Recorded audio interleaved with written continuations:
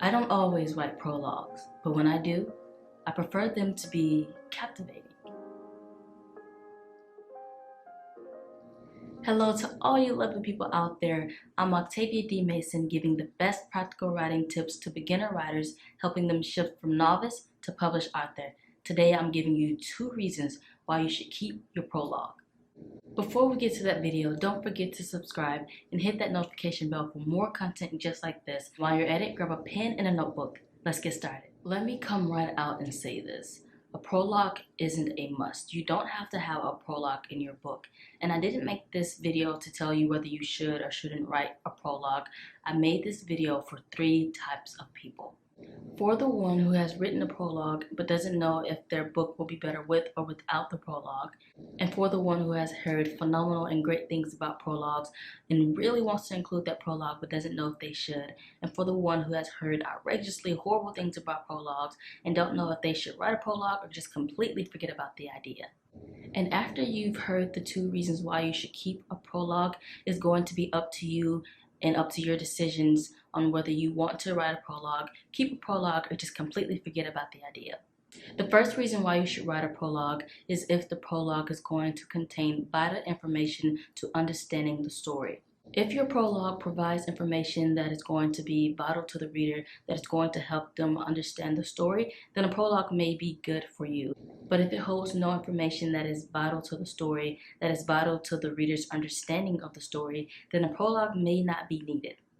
For example, if you're writing a book about a woman named Susie and it's about her first time going to college and about her struggles with finding friendship in this new environment, but however, your prologue is about when Susie first met her dog, but it has nothing to do with the story, or it doesn't push the main plot of the story forward, and it doesn't have anything to do with possible friendships or the meaning of friendship that could be vital to the story, then your prologue isn't needed. Your prologue then becomes irrelevant to the story and to the main plot because you're now writing information that is unrelated to what is happening in the story and unrelated to what the readers will eventually read in the main plot. The information in a prologue must not only be intriguing, but it must be vital content. If the information isn't necessary for the book that you're going to include in a prologue, then it might be best for you to just put that prologue aside and have your readers find out all that juicy information within the actual chapters of the book. The second reason why you want to include a prologue is if the contents of the prologue is written out of time sequence. Brian A. Clems, an online managing editor of the Writer's Digest, said this: "A prologue is used when material that you want to include in the opening is out of time sequence with the rest of the story." I agree with Clems in this because if you're writing a prologue that isn't out of the time sequence of the actual book but is in the same time period as all the other chapters, then there isn't anything distinct about your prologue that sets it apart from the main story of the book. And without that distinction, this means that you can simply skip over the prologue and dive right into that first chapter. When writing a prologue out of time sequence, you want to include crucial and essential information about that main protagonist. And these crucial and essential moments can either take place years before the main story and the main plots happen, or it can take place years after the main story and the main plot has happened.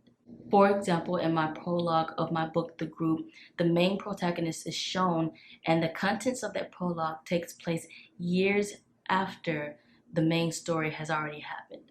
This prologue not only takes place out of time sequence, but it also provides vital information that the readers will use within the story. But even with this second reason, what is vital is that the information provided in the prologue helps push forward the main plot and the main story. These are the 2 reasons why you should include a prologue in your book. Number 1, if the information is vital to pushing forward the main plot and the main story. Number 2, if it is written out of time sequence, thus giving it a distinctive feel from the rest of the book. If you haven't noticed, the prologue revolves around the plot, and that's because the plot is the center of every story, and a great prologue will accentuate the plot. Ultimately, deciding on whether you want to keep your prologue or chuck it, whether you want to write it or forget about it, is completely up to you. But these two reasons are here to make that decision easier for you. Hey, lovely people, I hope you enjoyed 2 reasons why you should keep your prologues in your book. In the comments, let me know, are you for prologues or are you against prologues? If you love this video, give it a thumbs up, and in the description box below are a couple more articles to help you understand a little bit more about prologues. And stay tuned for part 2 in my prologue series. If you want more content just like this, be sure to check out all my other videos on practical writing tips for beginner writers. And don't forget to subscribe and hit that notification bell for more content just like this. I'm Octavia D. Mason, giving the best practical writing tips to beginner writers. See you in the next video. Peace.